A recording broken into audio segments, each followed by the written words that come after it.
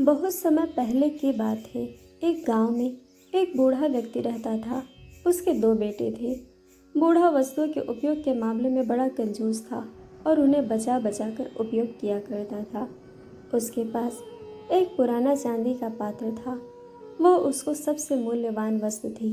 उसने उसे संभाल कर संदूक में बंद कर रखा था। उसने सोचा था कि सही अवसर आने पर ही उसका उपयोग करेगा। एक दिन उसके यहाँ एक संत आए।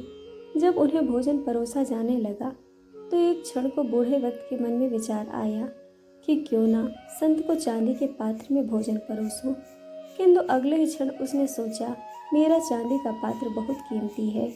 गांव-गांव भटकने वाले इस संत के लिए उसे क्या निकालना। जब कोई राजसी व्यक्ति मेरे घर पधारेगा तब यह पात्र निकालूंगा।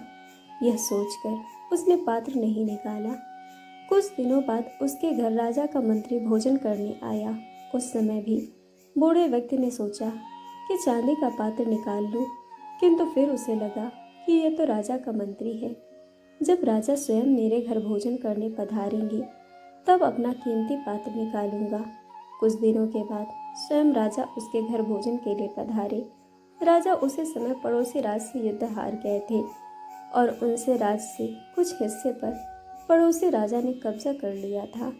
भोजन परोसते समय बूढ़े व्यक्ति ने सोचा, अभी अभी हुई पराजय से राजा का गौरव कम हो गया है।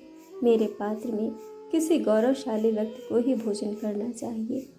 इसीलिए उसने चांदी का पात्र नहीं निकाला। इस तरह उसका पात्र बिना उपयोग के पड़ा रहा। एक दिन बूढ़े व्यक्ति की मृत्यु हो गई। उसकी मृत्यु के बाद उसके बेटे ने उसके संदूक को खोला।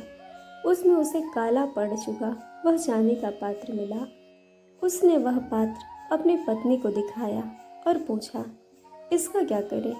पत्नी ने काले पड़ चुके पात्र को देखा और मुंह बनाते हुए बोली, अरे इसका क्या करना है, कितना गंदा पात्र है। इसे कुत्ते को भोजन देने के लिए निकाल लो। उस दिन के बाद से घर का पालतू कुत्ता उस चांदी के पात्र में भोजन करने लगा।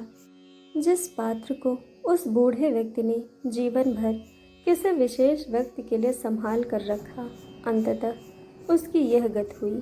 कहानी से सीख मिलती है कि किसी वस्तु का मूल्य तभी है जब वह उपयोग में लाई जा सके। बिना उपयोग के बेकार पड़ी कीमती वस्तुओं का भी कोई मूल्य नहीं रह जाता। इसलिए यदि आपके पास कोई वस्तु है तो यथा समय उसका उपयोग कर लें, तभी उसका लाभ है।